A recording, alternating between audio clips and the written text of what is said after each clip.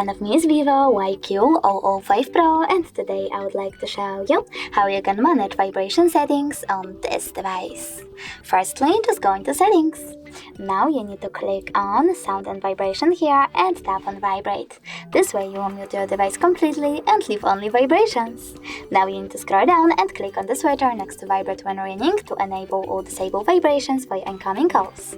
After that, click on vibration intensity and adjust intensity of vibrations for incoming calls and notification ones by clicking on one of those options and selecting one of those, medium, high or low. Then click on the best one for you and click on the back button.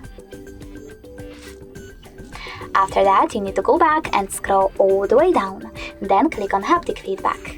Now you can click on one of those options to enable and choose intensity of your touch vibrations. For example, I will go with high, or disable them completely by choosing off.